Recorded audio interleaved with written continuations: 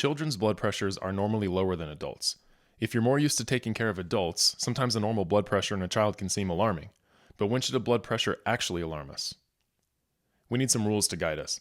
We need a way to know when we should care about a blood pressure in a child and how to approach a low reading. Alright, first it's helpful to know when a number is low compared to other children your patient's age. Let's use the PALS formula. Unfortunately, there's no way around the math here, you just have to memorize it. You take the patient's age, multiply by 2, and add 70. That's the 5th percentile of systolic blood pressure for age. 70 plus age times 2. That means that child's blood pressure is lower than 95% of children his or her age. There are a few exceptions though. For a newborn, use 60. And you don't go higher than 90, so you're stopping at what is traditionally considered adult hypotension. Another thing that's helpful to know is that a child's blood pressure is commonly mismeasured. First, the cuff needs to be the right size. If you use a cuff that's too big, it requires less pressure to occlude the artery in that extremity, so the blood pressure will result inaccurately low.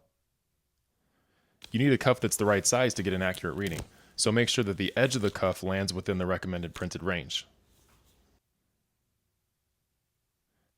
When you see a blood pressure that's low for age and it doesn't fit your patient's clinical presentation, check the cuff size. Also, children who are nonverbal and don't understand what's happening often have blood pressures that are high in the emergency department because they're upset when it's measured. That blood pressure might only reflect what is happening with the patient's hemodynamics when the blood pressure is measured and not be a good indication of what the blood pressure is doing otherwise.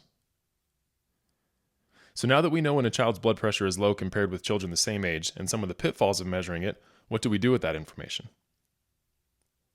Have you ever heard someone say, "Don't treat numbers, treat the patient"? Well, that applies here. Simply put, don't rely on a number to tell you that a child is in shock or not perfusing well.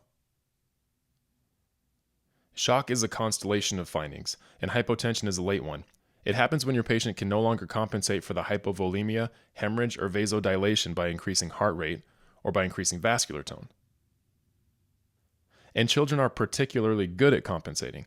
They have an amazing ability to increase vascular tone. It's part of their sympathetic response.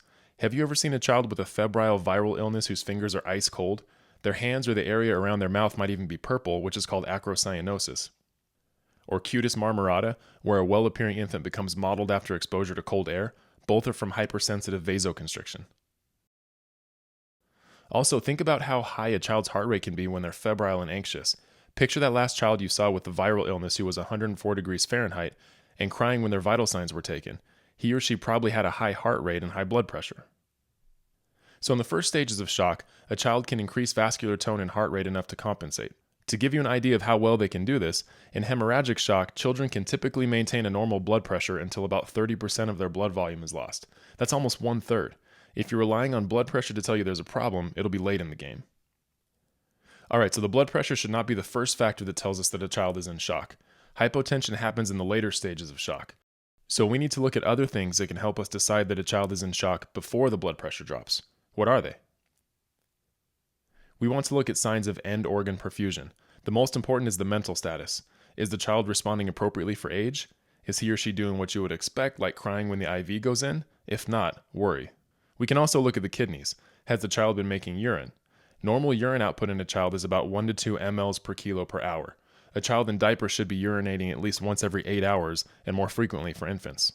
A child's body prioritizes perfusion to the brain and kidneys, so they're the best indicators of adequate critical perfusion. The skin and extremity exam is less specific, but also important. So are the hands cold and is the capillary refill delayed? That can mean that the child has already increased vascular tone to the max. So if blood pressure is not an ideal way to detect shock, can we use it to guide resuscitation? Well, it can be part of what we look at to decide if our treatment is working, but it shouldn't guide it alone. Always remember to look at tissue perfusion indicators as well. They're actually more important. So are your patient's extremities warmer? Is capillary refill faster? Is your patient's mental status improving? And are they making urine? A child's cardiac output relies on heart rate, not contractility. So heart rate is actually a better indicator of treatment response. Look for it to decrease as the child's status improves.